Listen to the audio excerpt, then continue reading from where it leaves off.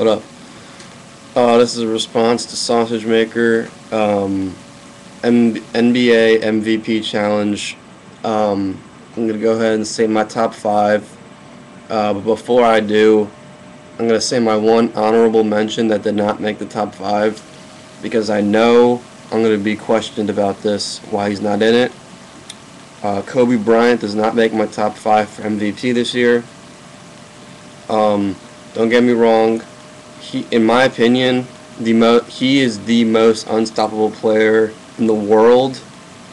Not a doubt in my mind. He's the best player in the world.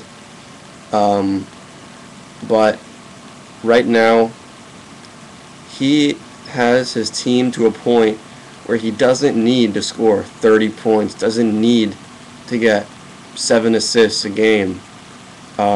His team has gotten so good that he can get 20 points, 15 points even, and not even play a huge role in the game. They demonstrated that last night against Denver. Kobe, he's gonna score points. You can't stop him, but obviously he's looking into Powell and Bynum, who just got back, a lot more. And I think if he wanted to win MVP, he could, but this year he's not. So my top five is gonna be five. I got hold on. I got Timmy Duncan. Mr. Fundamental. He's on the downfall, I think. He's been sitting out a lot of games with sore knees. The whole Spurs team really just looks like on the downfall. But you can't argue with his stats. I'm going to go ahead and share the fifth spot also with Chris Bosh, because Bosh has just been playing out of his mind, playing with the Raptors team that is less than par. Players around him, he could have a little bit better team, but both those players have been playing. Bosh is going up, Duncan's going down, but right now I think they're both around number 5. 4, I'm gonna go with Dwight Howard. Right now, Dwight Howard, I think, is the best center in the league. Strongest center in the league. One who can jump the highest. Not the most versatile, but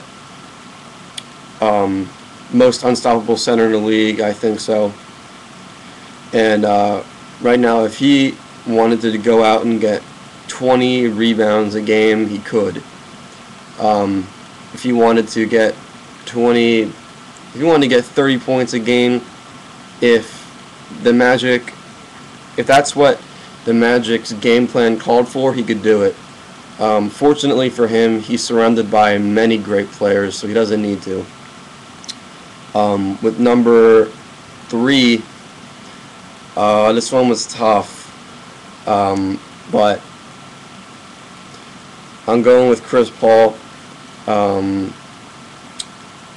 Leads the league in assists, also averaging around 22 points a game.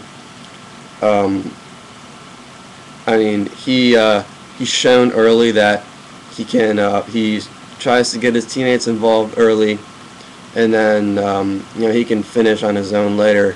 He's not worried about that, and that's why I think he deserves number 3. 2, I'm giving to D Wade. Just incredible. That's the only word I can describe him with.